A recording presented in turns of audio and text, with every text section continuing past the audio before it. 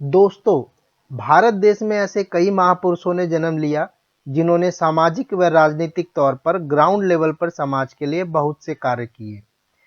जिनमें से एक नाम डॉक्टर बी.आर. अम्बेडकर का आता है, जिन्होंने केवल भारत में ही नहीं बल्कि पूरे विश्व में अपनी मेहनत, लगन और दृढ़ संकल्प से अपनी पहचान बनाई। उन्होंने सामाजिक और राजनीतिक तौर पर ऐसे समाज के लिए सराहनीय काम किया जो कई हजार सालों से शोषण और अन्याय सहते आ रहे थे। उन्होंने धार्मिक, राजनीतिक और सामाजिक तौर पर अपने हर तरीके के विचार रखे। हमारी एक वीडियो भी है जो उनके धार्मिक विचार को दर्शाती है। आप ऊपर के आई बटन पर क्लिक करके देख सकते हैं, जो कि क्या कहा डॉक्टर अंबेडकर ने हिंदू धर्म पर टाइटल है। तो बने रहिए हमारे साथ और बहुजन परिवार के इस चैनल को सब्सक्राइब जरूर करिए ताकि नई वीडियो की अपडेट आप लोगों को जल्द से जल्द मिलती रहे। तो शुरू करते हैं डॉक्टर अंबेडकर के अनमोल विचार जो कि राजनीति से संबंधित है।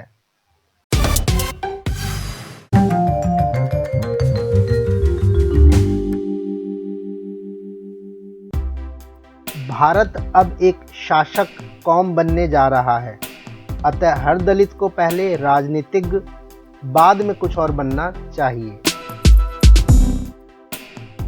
भारत में राजनीतिक समानता की व्यवस्था हो गई है, किंतु हमारे सामाजिक और आर्थिक जीवन में असमानता अभी शेष है।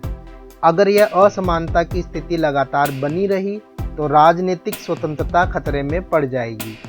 जितनी जल्दी हो सके इस अंतर विरोध को खत्म करना होगा, वरना वे लोग जो इस असमानता को भोग रहे हैं वे राजनीतिक लोकतंत्र की धज्जियां उखाड़कर फेंक देंगे। यदि संविधान को ठीक से लागू किया जाए तो पिछड़े व दलित सत्तासीन हो जाएंगे। आजादी को पाकर यदि हम उसे बचा न सके तो पाने का कोई लाभ नहीं। लोकतंत्रीय शासन व्यवस्था में कोई भी सरकार स्थायी नहीं रहती। यदि आप संगठित हो जाएं तो सत्ता पर कब्जा कर सकते हैं। जाति विहीन समाज की स्थापना के बिना सच्ची आजादी नहीं आएगी। राष्ट्रवाद तभी औचित्य ग्रहण कर सकता है जब लोगों के बीच जाति, नस्ल या रंग का अंतर भुलाकर उनमें सामाजिक भ्रातृत्व की सर्वोच्च स्थान दिया जाए। धार्मिक पुस्तकों के प्रति श्रद्धा कराई नहीं जा सकती। यह श्रद्धा तो सामाजिक स्थितियों में स्वयं उत्पन्न होती है या हटती है। धार्मिक ग्रंथों से जो लाभान्वित है उनकी श्रद्धा तो स्वाभाविक है, परंतु अभिशापित वर्गों की श्रद्धा अस्वाभाविक है। समता, स्वतंत्रता एवं बंधुत्व पर आधारित जीवन का ही नाम लोकतंत्र है। यदि देश की रक्षा करने का अधिकार शूद्रों के पास रहा होता तो भारत कभी गुलाम ना होता। दलित और पिछड़े यदि मिलकर संघर्ष करें तो ब्राह्मण आपके जूतों के फीते खोलने में गौरव महसूस करेंगे। लोक शक्ति को कुचलने वाली ब्राह्मणशाही के विरुद्ध दलित शोषितों का संगठित संघर्ष अनिवार्य है। राजनैतिक प्रगति सामाजिक प्रगति की कुंजी है। संविधान कितना ही अच्छा क्यों ना हो, यदि शासक वर्ग की नीयत साफ नहीं है तो संविधान घटिया बन जाएगा। संविधान के प्रावधानों की अवहेलना करना राष्ट्रद्रोह के समान है।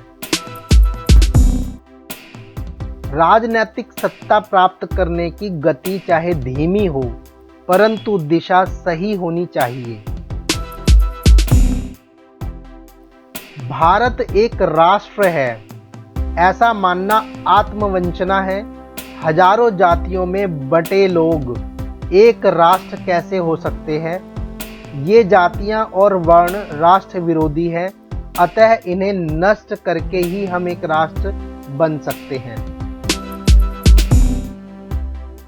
आर्थिक स्वतंत्रता के बिना मूल अधिकारों का दलित पिछड़ों के लिए कोई महत्व नहीं है। यदि स्वतंत्रता एक आदर्श है और स्वतंत्रता का अर्थ उस प्रभुत्व का अंत करना है जिसे एक मनुष्य दूसरे पर प्रदर्शित करता है, तो इस बात पर अधिक बल नहीं दिया जा सकता कि आर्थिक सुधार ही मुख्य विषय है। मैं अपने और राष्ट्र के बीच राष्ट्र को ही महत्व दूंगा। स्वतंत्रता किसी भी महान व्यक्ति के आगे समर्पित नहीं करनी चाहिए। भक्ति या वीर पूजा पतन और तानाशाही का मार्ग है। संविधान का कार्य केवल प्रजातंत्र के राजनैतिक सिद्धांतों का प्रतिपादन करना नहीं, बल्कि शोषण एवं अत्याचारों की रोकथाम करना भी है। यह कार्य आर्थिक संपन्नता के बिना असंभव है। यदि एक व्यक्ति एक मूल्य के सिद्धांत को कार्यान्वित करता है, तो पूंजीवाद से उत्पन्न आर्थिक विषमता का अंत करना होगा। कानून मनुष्यों द्वारा मनुष्यों की सुविधा और अनुशासन के लिए बनाए गए हैं।